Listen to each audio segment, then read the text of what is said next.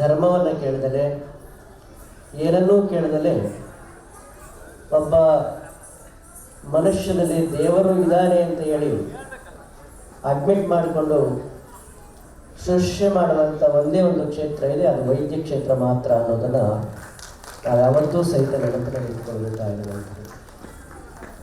ಆ ಕಾರಣಕ್ಕಾಗಿ ವೈದ್ಯೋ ನಾರಾಯಣ ಹರಿ ಅನ್ನುವಂಥ ಮಾತನ್ನು ಇದೊಂದು ಶ್ರೇಷ್ಠವಾದ ವಾಕ್ಯವನ್ನು ಉಲ್ಲೇಖ ಮಾಡಿದ್ದಾರೆ. ಇಲ್ಲಿ ಮಾತನಾಡಿದ ಪೂಜ್ಯರು ಒಂದು ಮಾತನ್ನು ಪ್ರಸ್ತಾಪ ಮಾಡಿದರು. ವೈದ್ಯರು ಎಷ್ಟು ಬುದ್ಧಿವಂತ ವೈದ್ಯರು, ಎಷ್ಟು ತಮ್ಮ ಜ್ಞಾನದ ಮೂಲಕವಾಗಿ ಶಸ್ತ್ರಚಿಕಿತ್ಸೆ ಮಾಡ್ತಾರೆ ಅನ್ನೋದು ವೈದ್ಯ ಕ್ಷೇತ್ರದಲ್ಲಿ ಅತಿ ಮುಖ್ಯ ಅನಿಸೋದಿಲ್ಲ. ಅದಕ್ಕಿಂತ ಹೆಚ್ಚಾಗಿ ಒಬ್ಬ ರೋಗಿಯ ಮುಂದೆ ನಿಂತು ನಾನು ಇದ್ದೇನೆ, ನಿನಗೇನೂ ಆಗೋದಿಲ್ಲ ಅಂತ ಹೇಳಿ ಧೈರ್ಯ ತುಂಬಿ ಮಾನಸಿಕವಾಗಿ ಸದೃಢಗೊಳಿಸ್ತಾರಲ್ಲ, ಅದನ್ನು ರೋಗಿಗಳು ನಂಬ್ತಾರಲ್ಲ, ಇದು ನಮ್ಮ ವೈದ್ಯ ಪರಂಪರೆಯಲ್ಲಿ ಅತ್ಯಂತ ಶ್ರೇಷ್ಠವಾದ ಸ್ಥಾನವನ್ನು ಇವತ್ತಿಗೂ ಸಹ ಉಳಿಸ್ಕೊಂಡಿದೆ ಅನ್ನೋದನ್ನು ನಾವ್ಯಾರೂ ಮಾಡಲಿಕ್ಕೆ ಸಾಧ್ಯ ಇಲ್ಲ ಅನ್ನೋದನ್ನು ನಾವೆಲ್ಲ ಅರ್ಥ ಮಾಡಿಕೊಳ್ಬೇಕಾಗಿರುವಂಥದ್ದು. ಒಬ್ಬ ರೋಗಿ ಸಣ್ಣ ಕಾಯಿಲೆಗೆ ಬಂದಾಗ ಅವನಿಗೆ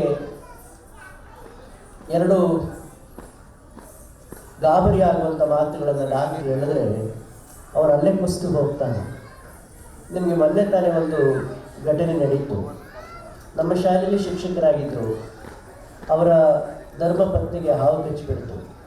ಮೊನ್ನೆ ಒಂದು ವಾರದಿಂದ ಸಿದ್ಧಗಂಗಾ ಆಸ್ಪತ್ರೆಗೆ ಅಡ್ಮಿಟ್ ಮಾಡಿದ್ರು.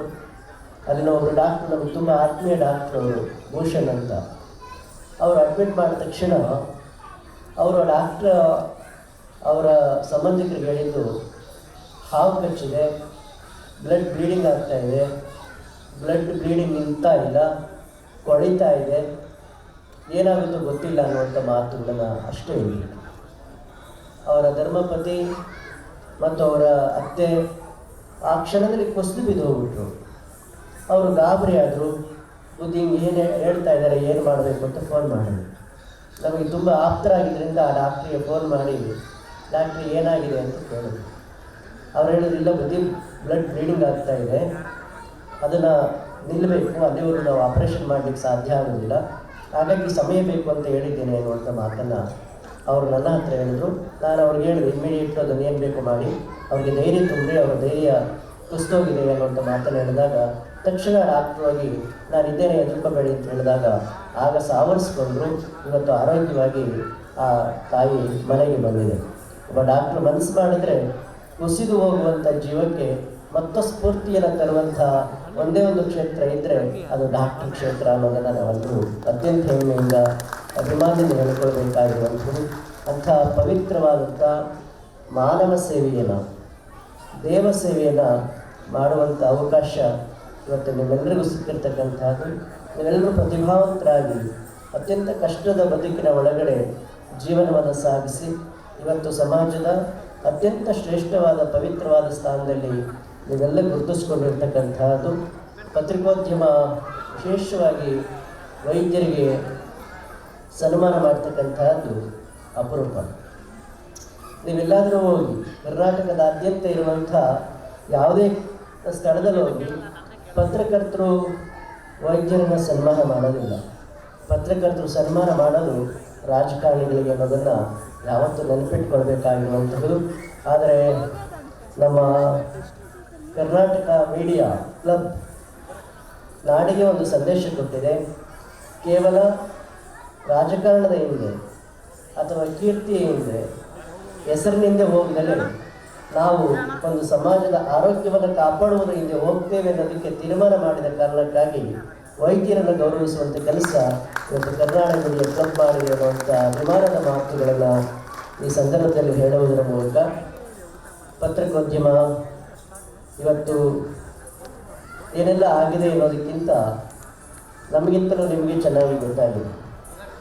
ಯಾವ ಜನ ಪತ್ರಿಕೆಯನ್ನು ಓದಿ ವಿಶೇಷತೆ ಏನು ಅಂತ ಹೇಳಿ ತಿಳ್ಕೊಳ್ಬಹುದಾಗಿದ್ದಂಥ ಮಾನಸಿಕತೆ ಇತ್ತಲ್ಲ, ಯಾವ ಜನ ಟಿ ವಿಯನ್ನು ನೋಡಿ ಇವತ್ತು ವಿಶೇಷವಾದ ಏನಿದೆ ಅಂತ ತಿಳ್ಕೊಳ್ಬೇಕಾದಂತಹ ಒಂದು ವ್ಯವಸ್ಥೆ ಇತ್ತಲ್ಲ.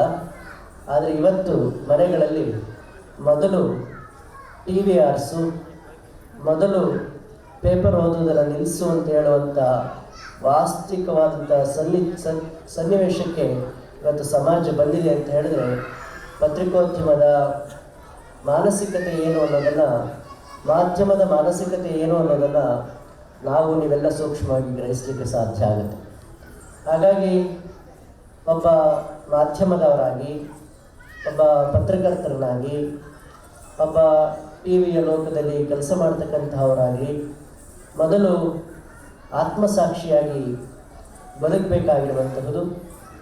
ಜೊತೆಯಲ್ಲಿ ಆತ್ಮಸಾಕ್ಷಿಯ ಜೊತೆಯಲ್ಲಿ ವ್ಯಕ್ತಿ ಇರಬಹುದು, ಸಂಸ್ಥೆ ಇರಬಹುದು, ಸಮಾಜ ಇರಬಹುದು. ಆ ವ್ಯವಸ್ಥೆಯ ಒಳಗಡೆ ಏನೆಲ್ಲ ಸುದೀರ್ಘವಾದಂಥ ಕಾಲಘಟ್ಟದಲ್ಲಿ ಕೆಲಸ ಮಾಡಿದೆ, ಅವರ ಸಾಧನೆಗಳೇನು, ಅವರ ಸೇವೆ ಏನು ಅನ್ನೋದನ್ನು ಪರಿಗಣಿಸುವುದರ ಮೂಲಕ ಮಾಧ್ಯಮಗಳು ಅವರನ್ನು ಚಿತ್ರಿಸಬೇಕೆ ಹೊರತು ಯಾವುದೋ ಒಂದು ಸಣ್ಣ ಸಣ್ಣ ಸಣ್ಣ ಘಟನೆಗಳನ್ನು ವಿಜೃಂಭಿಸುವುದರ ಮೂಲಕ ಸ್ವಸ್ಥ ಸಮಾಜದ ಮನಸ್ಸುಗಳನ್ನು ಅಸ್ವಸ್ಥಗೊಳಿಸುವಂಥ, ಗಾಬರಿಗೊಳಿಸುವಂಥ ವಾತಾವರಣ ನಿರ್ಮಾಣ ಆಗಿರುವಂತಹುದು ಈ ದೇಶದ ಪತ್ರಿಕೋದ್ಯಮದ ದುರಂತ ಅನ್ನೋದನ್ನು ನಾವ್ಯಾರೂ ಮರೀಲಿಕ್ಕೆ ಸಾಧ್ಯ ಇಲ್ಲ ಅನ್ನೋ ಒಂದು ಮಾತನ್ನು ಈ ಸಂದರ್ಭದಲ್ಲಿ ಹೇಳುತ್ತಾ, ಇಂದಿನ ಪತ್ರಕರ್ತರು, ಮಾಧ್ಯಮದವರು ಮತ್ತು ಒಂದು ಸೃಜನಶೀಲತೆಯನ್ನು ಜನಗಳಲ್ಲಿ ಮೂಡಿಸುವಂಥ ಕೆಲಸ ಮಾಡ್ತಾ ಇದ್ರು. ಇವತ್ತಿಗೂ ಸಹಿತ ಅಂಥ ಕೆಲಸ ಮಾಡ್ತಾ ಇಲ್ಲ ಅಂತ ನಾವು ಹೇಳ್ತಾ ಇಲ್ಲ. ಆದರೆ ಬಹಳಷ್ಟು ಜನ ಮಾಧ್ಯಮದವರು ಅಂಥ ಕೆಲಸವನ್ನು ಮಾಡ್ತಾ ಇದ್ರು ಸಹಿತ. ಆದರೆ ಹೆಚ್ಚು ಹೆಚ್ಚು ಜನಗಳ ಮೇಲೆ, ಮನಸ್ಸಿನ ಮೇಲೆ ವೈರುಧ್ಯಗಳನ್ನು ತರುವಂಥ ಒಂದು ವ್ಯವಸ್ಥೆಯನ್ನು ನಾವು ಕಾಣ್ತಾ ಇದ್ದೇವೆ.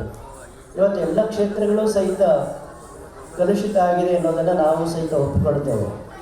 ಅದು ಮಠಮಂದಿರಗಳಿಂದ ಹಿಡಿದು ಎಲ್ಲ ಕ್ಷೇತ್ರಗಳಲ್ಲೂ ಸಹಿತ ಒಳ್ಳೆಯವರು ಇದ್ದಾರೆ, ಕೆಟ್ಟವರು ಇದ್ದಾರೆ. ಆದರೆ ಅದನ್ನು ನೋಡುವಂಥ ದೃಷ್ಟಿಕೋನ, ಅದನ್ನು ಪರಿಭಾವಿಸುವಂಥ ವಿಚಾರವಂತಿಕೆ ನಾವು ಪಡೆದುಕೊಳ್ಳದೆ ಹೋದರೆ ಬಹುಶಃ ನಾವು ಸಮಾಜಕ್ಕೆ ಏನು ಕೊಡ್ತೇವೆ ಅನ್ನುವಂಥ ಪ್ರಶ್ನೆ ಇವತ್ತು ನಮ್ಮೆಲ್ಲರ ಮುಂದೆ ಇರತಕ್ಕಂಥ ಒಂದು ಯಕ್ಷ ಪ್ರಶ್ನೆಯಾಗಿದೆ. ಇಂತಹ ಸಣ್ಣ ಸಣ್ಣ ಮಕ್ಕಳು ಇವತ್ತು ಏನೆಲ್ಲವನ್ನು ತಿಳ್ಕೊಳ್ಬಹುದು. ಒಬ್ಬ ವ್ಯಕ್ತಿಯನ್ನು ಬೆಳಗ್ಗೆಯಿಂದ ಸಂಜೆವರೆಗೂ ತೋರಿಸಿದ್ರೆ ಮಕ್ಕಳ ಮೇಲೆ ಏನೆಲ್ಲ ಪರಿಣಾಮವನ್ನು ಉಂಟಾಗ್ಬೋದು ಅನ್ನೋದನ್ನು ನಾವೆಲ್ಲ ಯೋಚನೆ ಮಾಡುವಂಥ ಪರಿಸ್ಥಿತಿಯಲ್ಲಿ ನಾವೆಲ್ಲರೂ ಇದ್ದೇವೆ.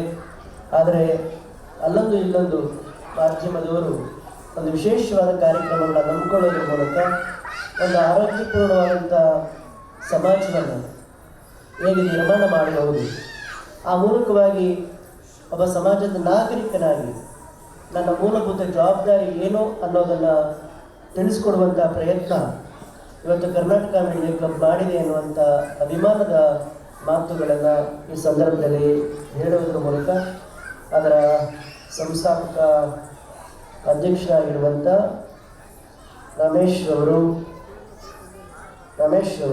ಎಸ್ ಟಿ ರಮೇಶ್ ಅವರು ಹಾಗೂ ಅವರೆಲ್ಲ ಸ್ನೇಹಿತರುಗಳು ಒಂದು ಉತ್ತಮವಾದಂಥ ಕಾರ್ಯವನ್ನು ಮಾಡಿದ್ದೇವೆ. 50 ಕಿಲೋಮೀಟ್ರಿಂದ ನಾವು ಬಂದಿದ್ದೇವೆ.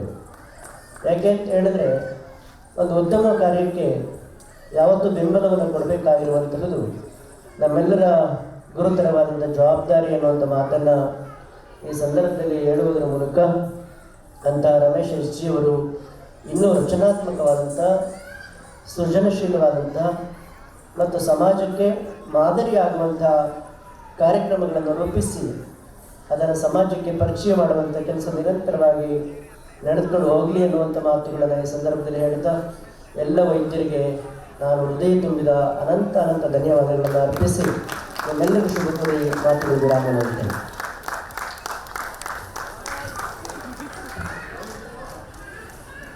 ಗುರುಗಳಿಗೆ ಧನ್ಯವಾದಗಳನ್ನ ಹೇಳ್ತಾ ಹಾಗೆ ನಮ್ಮ ಪುಟ್ಟ ಗೌರವವನ್ನು ಸ್ವೀಕರಿಸಬೇಕು ಅಂತ ಕೇಳ್ಕೊಳ್ತೀವಿ ಗುರುಗಳಿಗೆ.